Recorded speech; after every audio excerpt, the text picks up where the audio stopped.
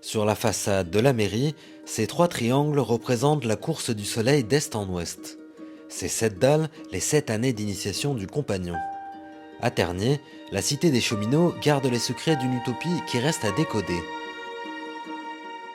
Créée en 1921 par Raoul d'Autruy au lendemain de la Seconde Guerre mondiale, elle est la première et la plus grande des 32 cités cheminotes construites dans le Nord. Son fondateur, polytechnicien et ingénieur à la Société des chemins de fer du Nord, a pour ambition d'améliorer les conditions de vie des cheminots. Une volonté qu'il va inscrire dans le plan de la cité, dans laquelle d'innombrables références aux francs-maçons renvoient au bien-être moral et matériel.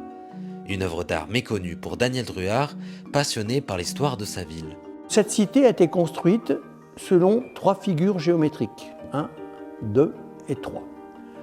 C'est aussi la légende des grades, apprenti, compagnon et maître. Vous avez ici la représentation du ciseau, enfin d'un burin, et ici vous avez la représentation du maillet. Ce sont les outils de l'apprenti pour dégrossir une pierre. Lorsqu'il va passer compagnon, il va reprendre cette pierre dégrossie par l'apprenti et sa pierre va devenir parfaite, une pierre cubique à pointe. Vue du ciel, Tergnier prend la forme d'une cathédrale. Une cathédrale sans religion, dont la géométrie du plan est fixée avec une extrême précision sur la position du soleil. Nous partons, comme dans une cathédrale, à partir d'un tracé régulateur. Carré, cercle et point. Et donc ce tracé régulateur sur le plan a été mis sur le terrain en rapport d'une orientation solaire qui correspond ici à la rue Préauré, à la pose de la pierre d'angle, ensuite au signe zodiacal vierge sur lequel repose l'équerre qui donne la rectitude au plan.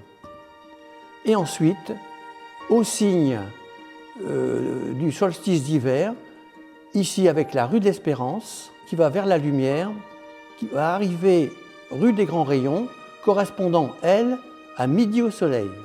Avenue Diderot, rue Pascal ou encore Montesquieu, rien n'est laissé au hasard, car ce qui est exprimé ici, ce sont des valeurs humanistes guidées par la connaissance. On peut, à partir du tracé d'une cathédrale, en faire aussi une encyclopédie, en fait, une encyclopédie culturelle.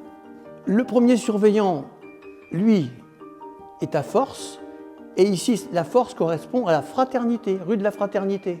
Le second surveillant étant à Beauté, ça correspond au parc des Buttes-Chaumont. C'est lui qui est chargé de la beauté de cette cité. Inspiré par le fourriérisme, comme le familistère de Gaudin à Guise, les maisons sont construites afin de garantir à chaque famille tout le confort nécessaire. Daniel a passé son enfance dans l'une d'entre elles. Enfant de la cité, il est petit-fils de cheminot. Là, on se retrouve dans la cité des cheminots, face à la maison de mon grand-père, Arthur Druard. Alors moi-même, j'ai vécu, je suis né à la ferme derrière cette maison de mon grand-père. Et donc j'ai vécu dans cette cité pendant la guerre, bien sûr. Je suis allé à l'école maternelle dans cette cité. Les logements dans cette cité sont bien souvent de conception individuelle, même si il y a des groupes de maisons de 2 ou de 4. Et donc également, comme ici, c'était une maison individuelle, avec un jardin, bien sûr, puisque nous étions sur un principe autarcique, même familial, avec un bâtiment et un poulailler. On avait à sa disposition de quoi se cultiver intellectuellement, physiquement, puisqu'il y avait un stade, salle de gymnastique, piscine, voilà. Mais chacun y trouvait des avantages à réaliser son développement physique et intellectuel à sa convenance. Aujourd'hui, la cité des cheminots a été absorbée par la ville.